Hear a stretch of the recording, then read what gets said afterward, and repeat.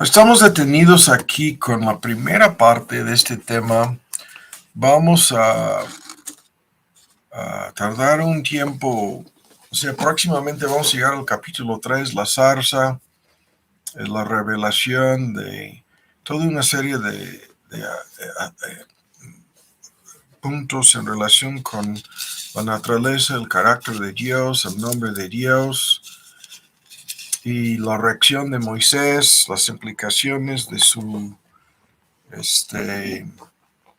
llamamiento y todo lo que comenzó a poner de por medio como obstáculos o impedimentos en el camino, etcétera, etcétera, ¿no?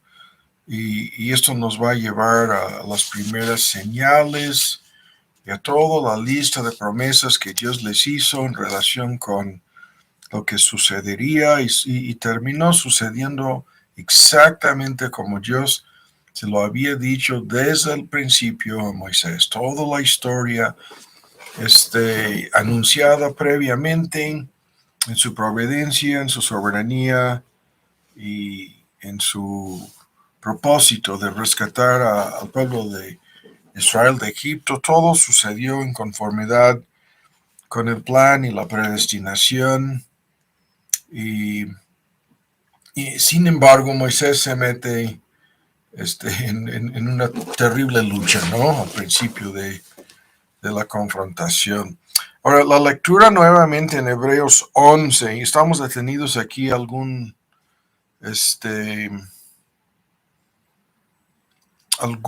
de estos puntos ya los vimos en nuestro estudio anterior, pero tenemos que detenernos un poquito más aquí en relación con el comentario en Hebreos 11 en la sala de fama de los héroes de la fe.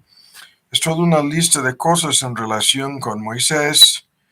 En el 23, habiendo nacido, fue escondido 3 meses por sus padres y vieron algo extraordinario en su apariencia y no tuvieron miedo, no temieron al mandamiento del faraón de Egipto que había ordenado la muerte de todos los niños, ¿no? Recién nacidos, un intento de exterminar toda una generación de niños y sus papás. Ese es un gran tema que el tiempo no nos permite detenernos para analizar la fe de sus padres y la historia, ¿no? en que nace Moisés, pero en el 24 ya hecho grande, son 40 años de edad cuando sale de Egipto huyendo, ya hecho grande. Esto es previo a su salida. Rehusó, esta es la versión antigua, este es un tema, en esta pequeña palabra renunció, rehusó, se negó a ser llamado hijo de la hija del faraón. Es el tema que nos va a ocupar aquí en nuestro estudio de esta noche. Y dice, escogiendo antes ser afligido con el pueblo de Dios que gozar de las comodidades. Se traduce mejor deleites, placeres temporales del pecado.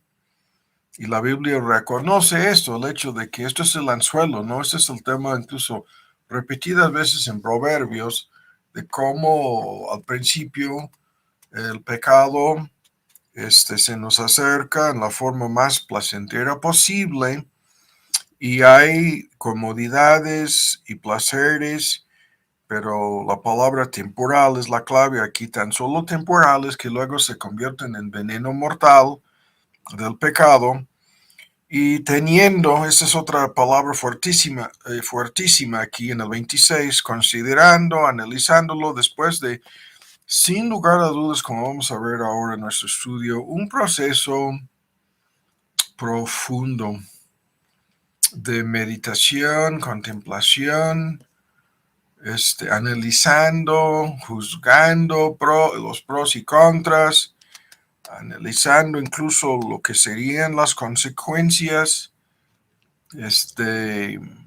lo que sobrevendría después de una decisión de esta índole, donde es más de lo que tenemos aquí. Dice, teniendo por mayor riquezas el vituperio de Cristo que los tesoros de los egipcios, porque estaban mirando a Dios, según el versículo 27, al invisible, miraba, y a la remuneración, a las promesas de Dios, al juramento de Dios, al plan y el propósito de Dios, estaba mirando, o sea, estaba mirando hasta el fin y tomando las decisiones en base a lo que sería el desenlace y el fin de este proceso, o sea, del futuro al presente, razonaba y aplicaba las promesas de Dios y por lo tanto salió, dice al principio en el 27, sin miedo, no temiendo la ira del rey, o sea, le temía más a Dios que al faraón de Egipto.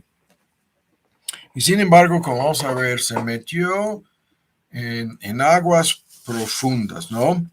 Ahora, este tema lo comenzamos a ver hace 8 días y lo que quiero hacer aquí al volver a discutir una parte de este texto es este comentario lo escuchamos el domingo, los que van asándolo, en el segundo sermón sobre la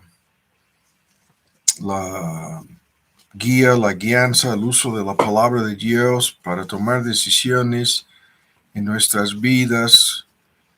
Y el comentario es importantísimo tomarlo en cuenta, ¿no? Porque en contraste con lo que acabamos de leer, en relación con las conclusiones finales a las cuales llegó Moisés, pudiera haber pensado algo totalmente diferente y sin lugar a dudas, en esta lucha se metió. Pudiera haber pensado en una forma pragmática, en base a la sabiduría del mundo, quedarse en Egipto como la mejor opción para salvar al pueblo de Israel. Y esto en base a no tan solo el poder que le pertenecía como el hijo de la hija del faraón de Egipto, este poder y autoridad que le pertenecían, sin lugar a dudas, ocupando este puesto, pudiera haber pensado, bueno, este es el poder y la autoridad que se necesita para proteger a Israel, para salvar a Israel. Y yo tengo esta cercanía con el faraón, yo le voy a influir, le voy a convencer, le voy a mostrar que no puede seguir maltratando a este pueblo. Y ya en ese contexto pudiera haber malinterpretado toda su propia historia personal. Y eso es lo que sucede con muchísimas personas. Pudiera haber analizado todos los detalles en la providencia divina que le habían llevado a ocupar este puesto. Como lo vimos el domingo, ese es el tema de las puertas abiertas y las personas que tan fácilmente, y todos somos susceptibles a esto, las personas que malinterpretan la providencia divina en sus propias vidas. Él pudiera haber analizado, bueno, ¿cómo es que he llegado a esto? Bueno, desde un principio, mis padres tomaron la decisión de desobedecer la orden del faraón de Egipto, ¿no? Y en rebeldía me escondieron y luego me pusieron en esta canasta, llegando a los 3 meses, ya serían, yo creo que ya lo consideraban como imposible o muy difícil ocultar más la existencia de este niño. Entonces, en una forma extraordinaria, toman esta decisión de colocar al niño en medio del río Nilo, a bordo de lo que la palabra, ya lo hemos comentado, la palabra hebrea habla de una pequeña nave como al estilo del arca de Noé en miniatura, todo con el fin de salvar su vida. Y podemos ponernos en lugar de ellos y pensar, ¿cómo es posible? ¿Qué clase de fe? ¿Qué tipo de confianza en Dios? Y al mismo tiempo, ¿qué ¿Qué tipo de riesgo estaba metido de por medio? Pudieran haber pensado, bueno, aquí ya no tenemos nada que perder, ¿no? Si no hacemos algo para esconder más a este pequeño niño Moisés, se va a morir, porque lo van a encontrar los soldados o las autoridades en el reino. No había toda una burocracia y personas sin lugar a dudas encargadas de andar buscando a estos niños. Lo van a encontrar y lo van a matar. Entonces a lo mejor pensaban, bueno, aquí no tenemos nada que perder, se va, en el peor de los casos se va a morir, de todas maneras, ¿no? Entonces, esto es un intento, yo diría, súper arriesgado, un intento desesperado es la mejor palabra, para salvar de alguna forma su vida. Y luego en la providencia divina, el pequeño cae en manos de la hija del faraón de Egipto. Ella sale a bañarse a la mera hora, exactamente en el momento cuando va pasando el pequeño, ¿no? Escondido en la canasta. Y luego todos los demás detalles de cómo por un tiempo se lo devuelven a su mamá, o sea, invitan a su mamá a ser como la mujer encargada de crear al niño dentro de la casa del faraón de Egipto, y luego termina siendo el hijo adoptivo, aceptado y tratado como si fuera verdaderamente el hijo natural de la hija del faraón. Y luego recibe como consecuencia, esto es un tema gigantesco, podríamos detenernos a discutir la lista de lo que incluye la fórmula, las enseñanzas y la sabiduría de los egipcios, lo que se menciona en Hechos 7. Y cómo se hizo poderoso, más de uno de los historiadores de Israel afirma que se convirtió en un general en tiempo de guerra y que salvó a los egipcios en medio de un conflicto bélico y se hizo poderosísimo, famoso, como lo dice el texto en Hechos 7, y en palabras y en hechos, poderosísimo, y todo este paquete lo pudiera haber interpretado Moisés para decir, no, no, no, no, no, la peor cosa que yo pudiera hacer sería dar la espalda a este paquete que Dios me ha dado, la peor cosa. Y si quiero salvar a mi pueblo, al pueblo de Israel, entonces la mejor cosa que yo puedo hacer es quedarme en Egipto. Y pudiera haber así mal interpretado por completo la providencia divina en este asunto. Y luego vimos este paquete a la cual se dio la espalda, ¿no? Este paquete del poder, el dinero y las riquezas que se menciona en Hebreos 11, en donde Moisés estaba dando la espalda a lo que sería el mejor puesto posible para una persona en el mundo de aquel entonces. Algo extraordinario, ¿no? Y escogiendo ser afligido, maltratado, identificado con el pueblo menospreciado, odiado, vituperado, el pueblo de Israel, un pueblo atrapado en la esclavitud. Y ya mencionamos en el primer o el segundo estudio, ¿no? La esclavitud racial, socioeconómica, política, la esclavitud incluso al pecado y al diablo, pero identificarse con ese pueblo, el, el pueblo esclavizado, ¿no? O sea, es abandonar el trono y hacerse uno con ellos, un esclavo en realidad. Y lo hizo en base a su fe, creyendo que al fin y al cabo todo esto terminaría en forma muy diferente, aunque vamos a ver sus luchas, vamos a ver sus dudas que vienen de inmediato en el capítulo 3, pero dio la espalda a los placeres temporales del pecado y considerando la recompensa que Dios le había prometido como mayor y creyendo que este pueblo era el verdadero pueblo de Dios, todo este paquete que conocemos.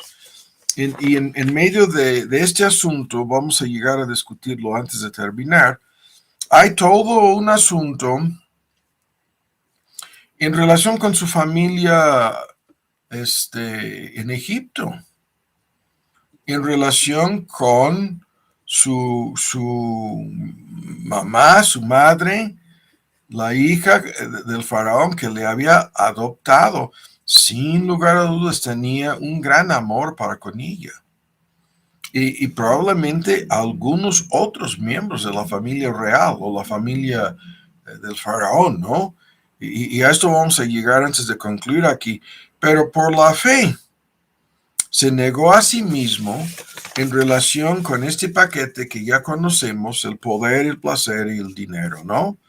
Las riquezas que el texto menciona. Ahora, lo vimos concluyendo hace 8 días. Esto es algo parecido a lo que pasa en la vida de cada creyente. ¿En cuál sentido? En el sentido de que nosotros también tenemos que decir no a los ídolos de nuestro corazón.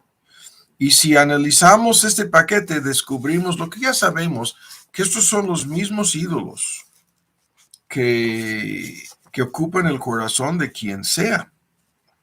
Y en este sentido, cuando Moisés dio la espalda a este ídolo que se llama el poder, vean la lista de cosas, aquí voy a dar un mini bosquejo sobre lo que esto implicaba, ¿no? Y lo que significa, incluso para nosotros.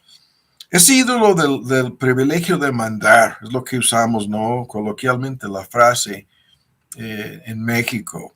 El privilegio de mandar es una forma para hablar del poder y todo lo que el poder representa.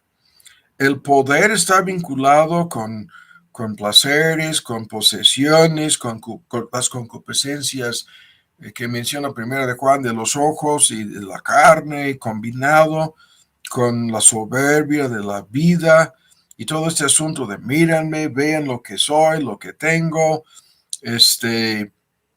la gran persona que soy, y lo estoy mostrando en lo que vemos constantemente, los que vivimos en la Ciudad de México, es que hay personas con ese nivel socioeconómico y ellos piensan que el poder es su derecho, es el poder de lucir, el poder de llamar la atención, el poder del control sobre otras personas.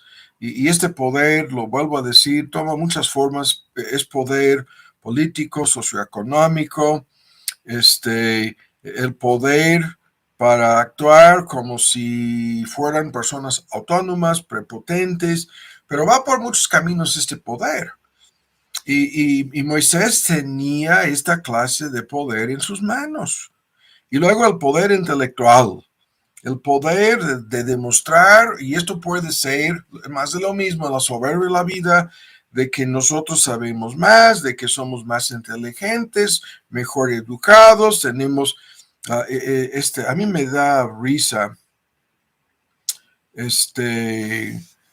la forma en que esto es más común fuera del primer mundo, la forma en que las personas creen que el hecho de tener estudios de posgrado, de maestría, de doctorado, etcétera, le proporciona a una persona un cierto poder, porque son personas que pretenden usar su conocimiento, su capacidad intelectual, es más de lo mismo, como un medio de poder para exaltarse por encima de los demás, ¿no? Y esto comenzó en México hace algunos sexenios con todos sus escándalos en relación con los que estudiaron en el extranjero y regresaron a México a ocupar puestos políticos en este país. Hay toda una serie de frases y descripciones que no voy a usar para hablar de estas personas, en lo que algunos consideran como el neoliberalismo, pero este asunto lo vemos por todos lados, ¿no? El poder intelectual y el poder de una persona con estudios y cómo pretenden usar ese poder para ridiculizar, menospreciar, enseñorearse de los demás. Y el argumento bíblico es que el puro conocimiento intelectual, incluso de cuestiones bíblicas, incluso de doctrina sana, incluso, envanecen.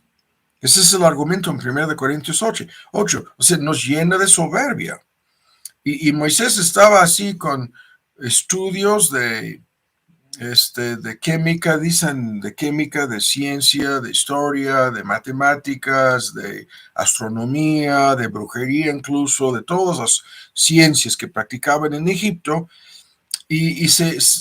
al dar la espalda a todo esto, sale a pasar 40 años de su vida en la vocación la más menospreciada, según los historiadores, de ser pastor de ovejas, ¿no? El puesto menos digno, ¿no? Para un ser humano, según los egipcios. Dio la espalda a todo el poder que sus estudios y su intelecto le proporcionaban. Y luego todo el asunto, ¿no? La lista de ejemplos de cómo el poder, de imponer nuestra voluntad usando la autoridad, puede ser gubernamental, como muchas personas lo hacen hoy en día. Si no me respetas, por lo menos me vas a temer, ¿no? Y es el poder de hacer cosas, ¿no? Me voy a vengar, me lo vas a pagar, de desquitarse, de devolver el pago, la ira del hombre que no obra la justicia de Dios. Es la primera lección que Moisés tenía que aprender cuando mató al egipcio, ¿no? Esta tremenda advertencia de que la ira del hombre, y esto hay que entenderlo, Moisés ocupaba un puesto con el poder suficiente para efectuar la pena de muerte de otras personas, pero él lo hace por su propia mano con el egipcio y descubre lo que el texto eh, advierte de que la ira del hombre o el poder de la ira del hombre no obra la justicia de Dios. Y esta es una lección durísima, ¿no? Para las personas que, en este caso, Moisés pretendía usar este poder para efectuar la justicia y fracasó por completo y sale huyendo como asesino y fugitivo, ¿no? Se dio la fuga, para no enfrentarse con la ira del faraón que vendría como represalia en su contra. Y luego el poder en todas sus formas, del éxito, el poder de la fama, el poder del dinero, el que paga manda, el dinero es poder, todo con el poder de tu firma, es tan solo para los que pueden comprarlo, que no tienen ni siquiera preguntar el precio, este poder del reconocimiento, el éxito, que no es más que la exaltación del ego y el yo, en base a nuestra naturaleza pecaminosa, y todo este paquete estaba más que sembrado en Moisés y tenía que decir no, negarse a sí mismo, ¿no? Y en un sentido, no dudamos de que estaba metido de por medio en un profundo proceso de arrepentimiento. ¿Qué es esto? El arrepentimiento, que es un cambio de opinión, cambio en nuestra forma de ver, pensar, es repensar, recapacitar, comenzar de nuevo, en cero, y ver las cosas correctamente en vez de equivocadamente. Y esto es un gran conflicto, ¿no? En que se había metido Moisés. Y en ese sentido, combinando todo esto con su ego, su soberbia, ¿no? Y todo este asunto de que el poder corrompe y el poder absoluto corrompe totalmente, completamente a quien sea. Y esto si lo combinamos con lo mismo, lo que el texto menciona, todos los placeres que fluían de este puesto. Y nosotros entendemos este ídolo del placer, es otro gran tema en la lista de ídolos del corazón, y va desde cosas tan sencillas como el placer de comer y beber, y hay que entenderlo, comía de la mejor comida, la mejor bebida, el mejor menú, ¿no? La mejor dieta, tenía sentado a la mesa del faraón de Egipto, acceso a los placeres en relación con la comida y la bebida y todos estos aspectos, ¿no? Del placer, de divertirse, entretenerse, relajarse, vivir. Podríamos entenderlo, aunque no lo vemos así, como el peor junior, ¿no?, posible, disfrutando de todo esto y el placer que va por muchos caminos, ¿no? Desde el placer de los vicios y probablemente, sin discutirlo, la Biblia no nos explica más sobre este asunto, pero indudablemente el sexo ilícito o el sexo en un contexto en donde yo supongo que ninguna mujer le podría decir no, así lo voy a decir, hasta el placer de poseer y controlar y mandar y de recibir aplausos y sin lugar a dudas tenía su club de fans. Y va desde esto hasta el placer de ser amado y querido. Y este paquete que señalamos muchas veces, la sencilla ilustración, lo vemos en los pequeños de que quieren ser vistos, quieren ser escuchados y quieren ser conocidos. Y yo siempre tomo esto de que quieren ser conocidos los pequeños. Véanme, escúchenme y conozcan que aquí estoy quieren llamar la atención, quieren ser amados, ¿no? Todos tienen esos deseos y es un profundo placer de ser amado, apreciado, reconocido, y incluso en este contexto que vamos a ver, ya estamos detenidos aquí necesariamente, en donde toma esta decisión de darle la espalda a todo esto, lo pudieran haber tachado del peor, ingrato, mal agradecido, egoísta, soberbio, el peor de los peores. Es lo que, sin lugar a dudas, la hija del faraón de Egipto, el faraón de Egipto y todos sus allegados, ¿no?, en ese círculo, terminaron pensando, bueno, este hombre está dando la espalda a todo lo que le hemos dado. No le hemos negado nada. ¿Por qué nos está haciendo esto? ¿No? ¿Por qué? ¿Cuál es su motivo?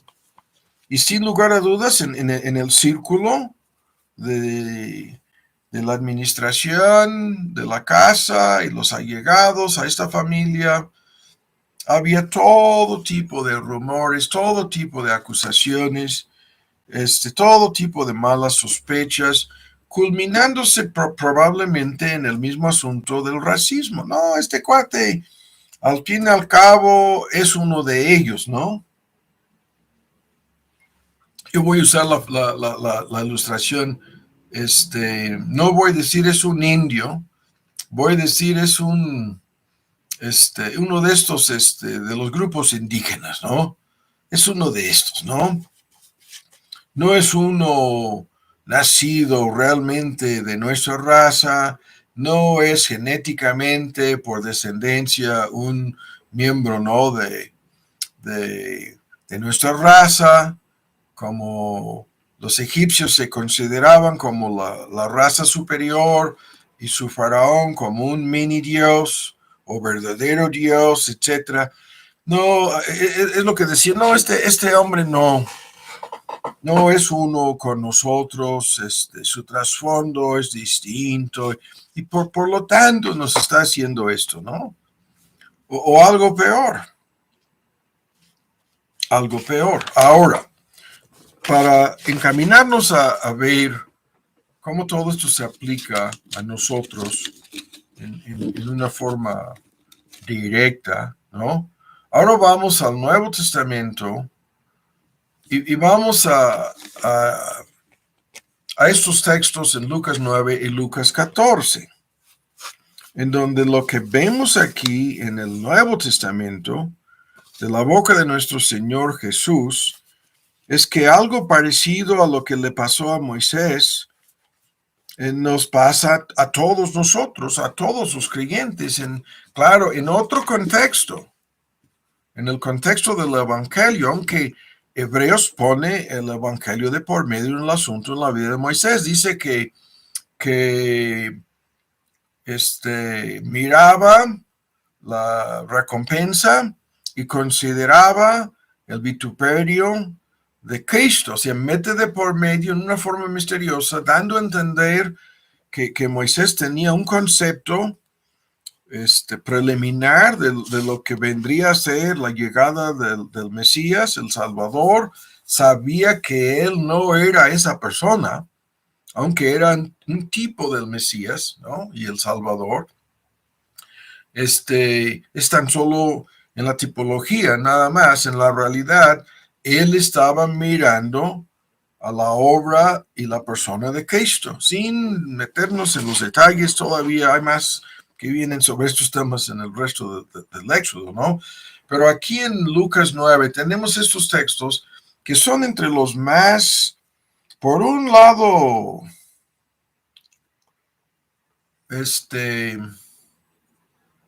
ignorados, ¿no? Los textos que siempre los grupos arminianos y los grupos que creen que en la creencia fácil y que la salvación es la cosa más sencilla del mundo, etcétera, pasan por alto, en su ignorancia o a propósito, pasan por alto estos textos. En Lucas 9:23 decía Cristo a todos: si alguien quiere venir en pos de mí, y ahí de inmediato lo que le sucedió a Moisés es lo que el texto describe. Tiene que negarse a sí mismo, tiene que tomar su cruz, y esto es cotidianamente, no es de una vez para siempre, es cada día, y tiene que seguirme, sígame, ¿no? Y esto es el señorío de Cristo en la salvación. Y luego las advertencias. Todo aquel que quisiera salvar su vida la perderá. Si Moisés hubiera querido salvar su vida en Egipto, se habría muerto y nunca habríamos escuchado ni leído nada de él. Habría perdido su vida en Egipto. Pero el que quisiera perder su vida por mi causa, y eso es lo que Hebreos describe. Moisés pierde su vida en Egipto por la causa de Cristo, por la causa del pueblo de Dios, por el reino de Dios. Dice, la salvará. Y Moisés, al mismo tiempo que aquí estamos pintándolo en términos negativos, de cómo dio la espalda a todo lo que el corazón humano desea en términos de ídolos, y a todo lo que el mundo nos puede ofrecer. Es todo el mundo a cambio de su alma, ¿no? Pero dio la espalda al mundo, dio la espalda al pecado y a los placeres y comodidades que el pecado le ofrecía. Y luego eso viene lo demás, ¿no? Los que quieren ganar algo de este mundo lo hacen, ¿no? A cambio de sus almas. En 25 pierden su alma. ¿Qué le va a aprovechar? ¿Qué le habría aprovechado a Moisés permanecer en Egipto? Si al fin y al cabo pierde su alma. ¿Sí? O si se hubiera avergonzado de ese pueblo. Aquí dice, los que se avergüenzan de mí, de mis palabras, de estos el Hijo del Hombre se va a avergonzar. Y así. Aquí vienen los motivos por los cuales se pierden los que se pierden. Todos los inconversos están aquí en este texto. Primero quieren controlar, salvar sus vidas, es mantener el control y el timón, ¿no? El control sobre sus propias vidas, y por lo tanto se van a perder. Y luego quieren ganar algo de lo que este mundo les ofrece, y esto es el ídolo, es el obstáculo por el cual pierden sus almas. Y luego por la pura, lo que les va a costar, ahora vamos al capítulo 14, por la pura vergüenza o lo que les va a costar seguir a Cristo, pierden sus almas. Hacen los cálculos y terminan calculando mal, ¿no? Moisés hizo sus cálculos y dijo, bueno, todo lo que yo tengo aquí, llevo 40 años disfrutándolo, lo voy a perder, ¿no? Como lo dice Pablo en relación con el mismo asunto, lo voy a considerar como basura, ¿no? Todo lo que para él era ganancia, es el argumento de Pablo en Filipenses, ahora lo considera como de ningún valor, como en contraste con el conocimiento de Cristo y la salvación, basura, ¿no? Algo de que no tiene ningún valor. Así el cálculo que hizo Moisés. Pero no debemos perder de vista la realidad de esto. Ahora vamos a Lucas 14 y aquí lo encontramos. O sea, muchos grupos que niegan el señorío de Cristo en la salvación toman esos textos como si fueran textos que describen tan solo a los que quieren ser discípulos. Su problema es que creo que son 200, ¿cuántos? 67, 8 veces en el Nuevo Testamento que todos los creyentes son llamados discípulos. No hay, la gran comisión es hacer discípulos. No hay una distinción entre un creyente y un discípulo. Y es tomar la cruz y el sígame es el discipulado. Acabamos de leerlo. Y si no, no hay salvación. Moisés, ahora lo voy a cambiar. Moisés, para salvarse, ¿no? Y ahí lo mencionamos la semana pasada, hay muchos debates acerca de cuándo fue convertido Moisés, cuándo se salvó Moisés. Y Hebreos indica que desde el momento en que tomó esta decisión, desde el momento en que en su corazón dio la espalda a Egipto, ¿no? Para seguir, en este caso, a Dios, ¿no? Y como vamos a ver en el próximo capítulo, en el Éxodo 3, recibe una tremenda revelación acerca de este Dios, ¿no? En su llamamiento llega a saber y conocer y entender más profundamente la verdad acerca de este Dios. Pero aquí vamos a Lucas 14 y aquí vienen las mismas cosas, ¿no? Después de esta parábola de la gran cena y los que se quedaron fuera con todo tipo de pretextos, en el 26 dice, si alguno viene en pos de mí o viene a mí, la misma fórmula, venir a mí es ser salvo, ser mi discípulo, seguirme, ¿no? Ser convertido. Y ven las cosas. Y no aborrece su padre, madre, mujer, hijos, hermanos, hermanas, y aún su propia vida. No puede ser mi discípulo. Y lo vuelvo a decir, indudablemente, los miembros de su familia interpretaban lo que Moisés estaba haciendo en estos términos. Este cuate, después de todo lo que le hemos dado, todo lo que le hemos regalado, todo lo que le hemos, en este sentido, proporcionado y entregado, nos está aborreciendo, ¿no? Y este aborrecimiento sabemos que en otros textos es amar menos. Es un amor comparativamente menos. Aquí es amar a Cristo, amar a Dios más que a nuestros seres queridos. Y esta triple fórmula la conocemos, ¿no? No pueden ser mis discípulos. Entonces, el discipulado exige un compromiso, una devoción incondicional, por encima de cualquier persona o relación humana. Exactamente lo que vemos ahora yo voy a decir en la conversión de Moisés. Y luego dice en 27, y todo aquel, cualquiera, no admite excepciones, esta fórmula, cualquiera o todo aquel que no trae su cruz y viene en pos de mí, por segunda vez, no puede ser mi discípulo.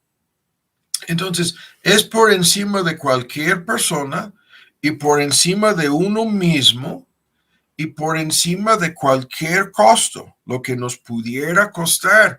La cruz aquí es el símbolo, ¿no?, de muerte y de autonegación y de mortificación. Es un gran tema, pero eso significa que hay un costo. Y aunque la salvación es por gracia, esto es lo que va a traer a nuestras vidas, ¿no? Este es el costo para seguir al Maestro, es traer la cruz. Y esto de tomar la cruz es una exigencia universal, intencional, mortal, porque la cruz es el símbolo de morir al yo, al ego, a la voluntad propia. Es el símbolo de la muerte cotidianamente, ¿no? Lo que decía Pablo, muero todo, cada día, aunque hablaba en la ilustración metida en esta fórmula, estaba hablando de peligro de martirio, de morir, pero se entregaba al levantarse en la mañana, a lo mejor me muero hoy para seguir al Maestro. Eso es lo que me pudiera pasar.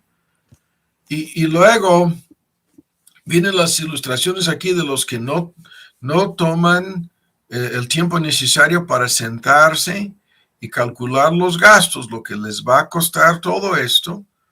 Y luego la ilustración del que comienza a construir o el que sale al campo de batalla y resulta que no puede, ¿no? Y tiene que rendirse, tiene que perder todo y entregarse a su enemigo. Y luego llega en esta fórmula, vamos hasta el 33, y dice, y todo aquel que de vosotros, cualquier de vosotros, que no renuncie a todas las cosas que posee, tampoco, 3 veces, no pueden ser, no son ni pueden ser mis discípulos, ¿no?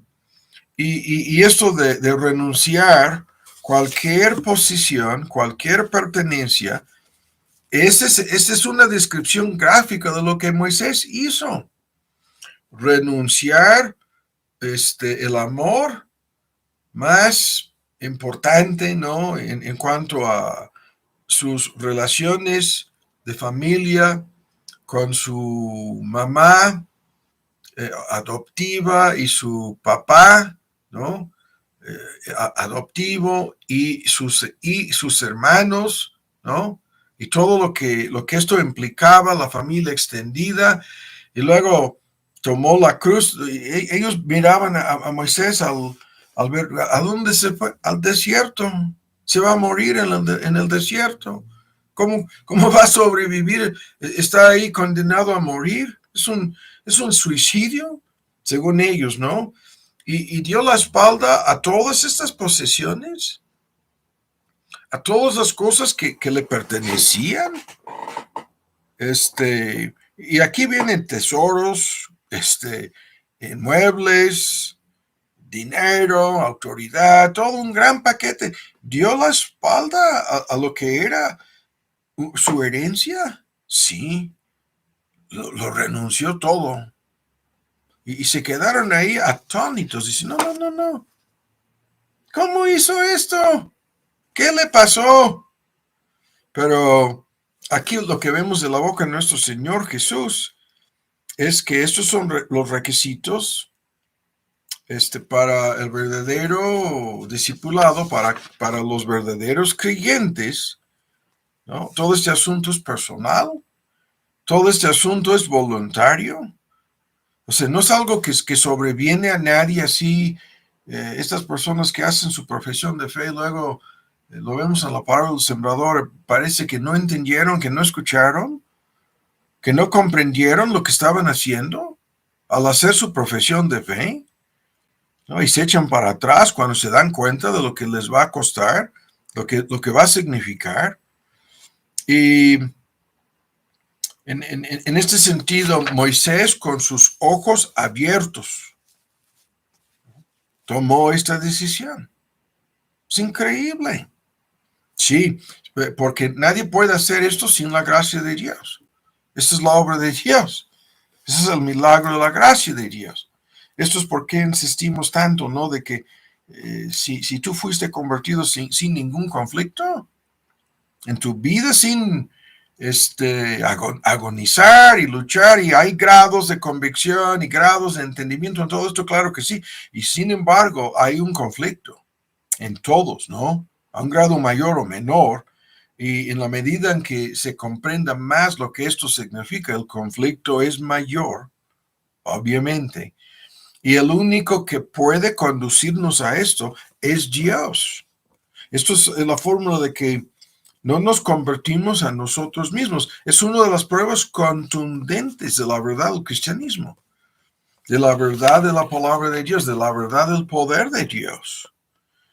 Y porque sabemos que en términos humanos todo esto resulta imposible. Por eso es la obra de la gracia de Dios, ¿no? Muchas personas piensan, no, esto de la gracia quiere decir que la salvación es fácil. En un sentido, sí, porque fácil quiere decir que tú y yo no tenemos que ganar, merecer o comprar nuestra salvación siendo lo suficientemente buenos, ¿no? Para ser aceptados por Dios. No, dependemos el 100% de lo que Cristo hizo en su vida perfecta y muerte para reconciliarnos con Dios, justificarnos ante Dios y para que seamos adoptados como hijos o hijas de Dios.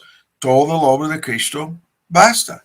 Y sin embargo, lo que va de por medio en esto es un compromiso con el señorío de nuestro Salvador, y en este compromiso Él nos va a transformar y convertir en las personas que fuimos destinados a ser en el plan eterno de redención.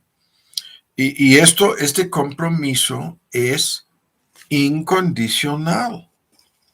Y en este sentido vienen terribles advertencias aquí al final de no tan solo del que comienza a construir y la construcción termina incompleta y es un monumento a su fracaso, o al que tiene que rendirse, sale al campo de batalla, descubre que es 2-1, ¿no?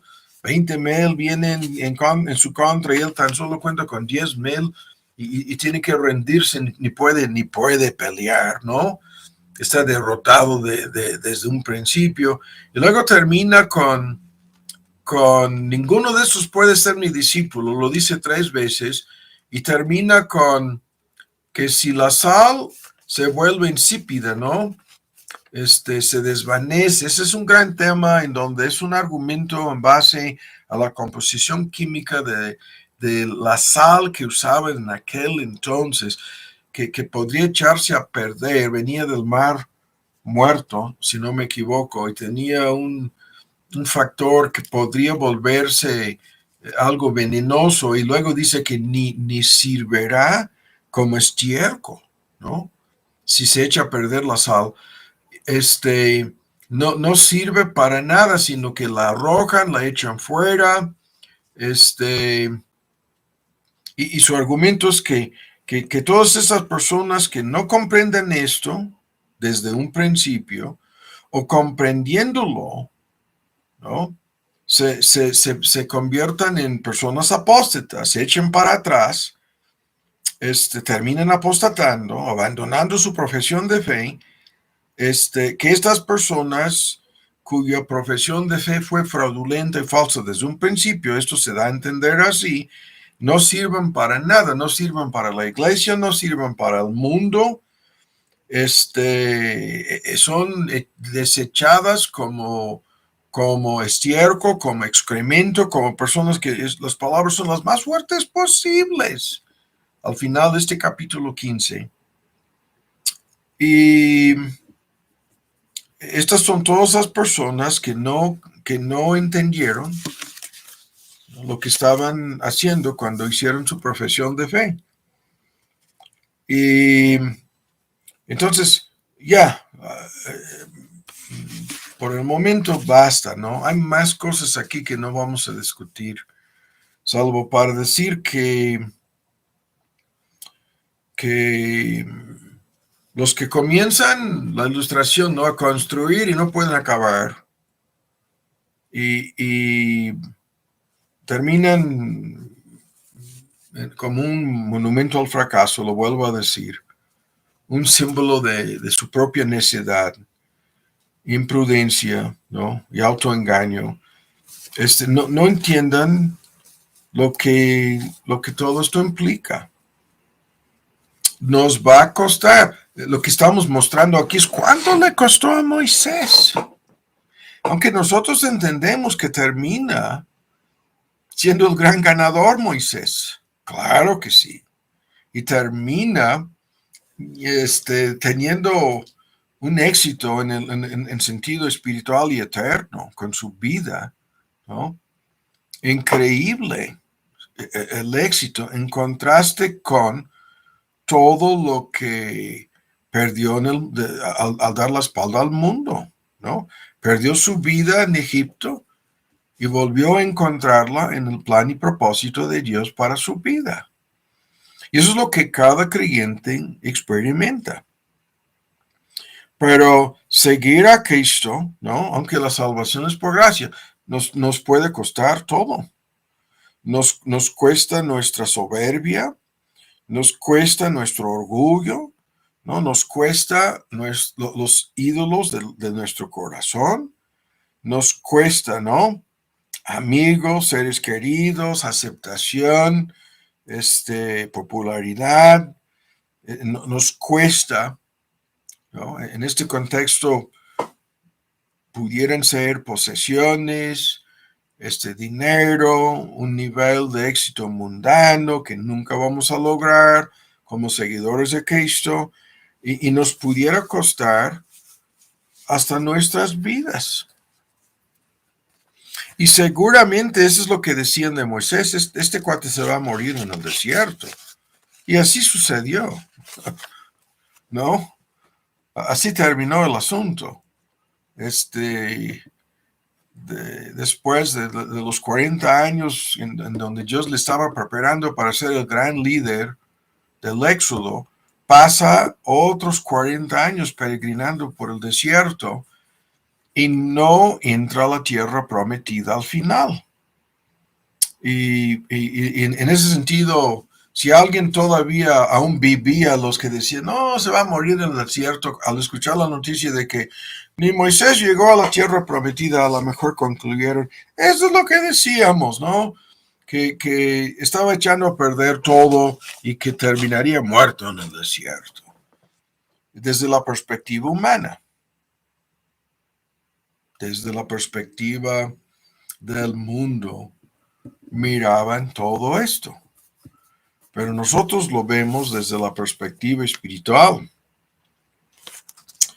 Y lo que Cristo dice es que los que pierden su vida la vuelvan a encontrar, sí, la verdadera vida, ¿no? Que es una relación de compañerismo, comunión y amistad con Dios por medio de Cristo. Y lo que pierden del mundo, ¿no?, que les va a aprovechar ganar todo el mundo, terminan ganando más, muchísimo más, de todo lo que este mundo nos puede ofrecer. Sí, tesoros espirituales, placeres que superan, espiritualmente hablando, deleites y placeres a la diestra de Dios para siempre. Terminan, recibiendo a cambio, y no es un cambalache, los mejores tesoros, las mejores riquezas, los mejores privilegios que un ser humano puede tener, de cumplir el propósito, su razón de ser, ¿no?, el propósito por el cual Dios nos puso aquí en este mundo. Así termina el asunto. Oremos. ¿Sabemos algo de esto? ¿No? Si no sabemos nada de esto, entonces seguramente nuestra profesión de fe de nada sirve, ¿no? Y aún somos personas inconversas.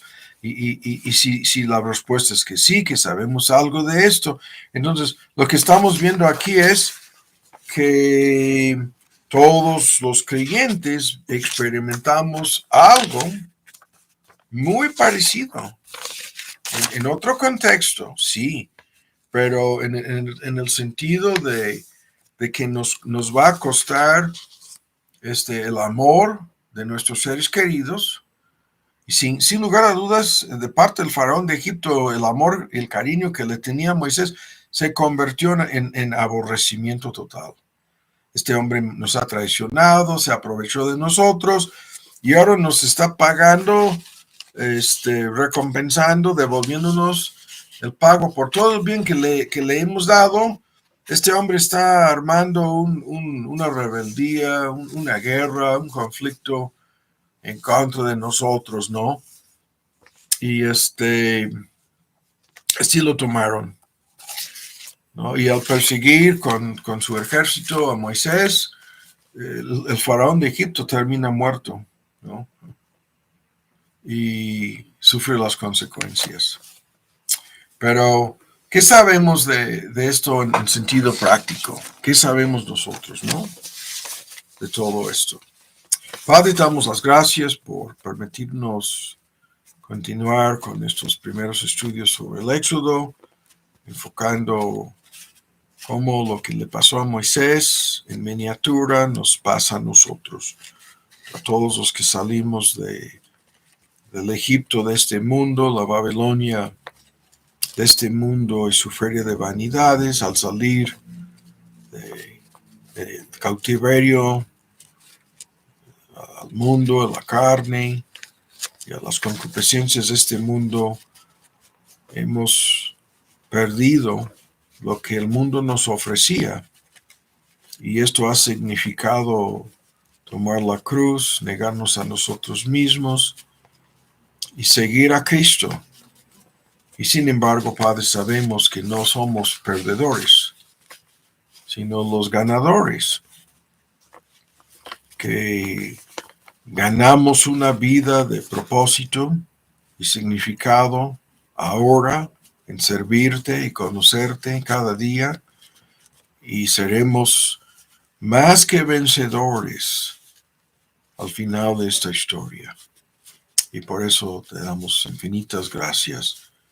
Y te pedimos por los que no te conocen, para que puedan entender que van a perder sus vidas en Egipto, en la Babilonia de este mundo, perecerán, tal como los que se opusieron a Moisés y a tu palabra en aquel entonces. Le pedimos para que puedan entender lo que significa la salvación. Es un compromiso de seguir a Cristo, de ser sus discípulos, y que esto significa todo lo que hemos escuchado y más. Y sin embargo, significa vida eterna y ganancias eternas para siempre. Y por eso te damos las gracias. En el nombre de Cristo Jesús. Amén.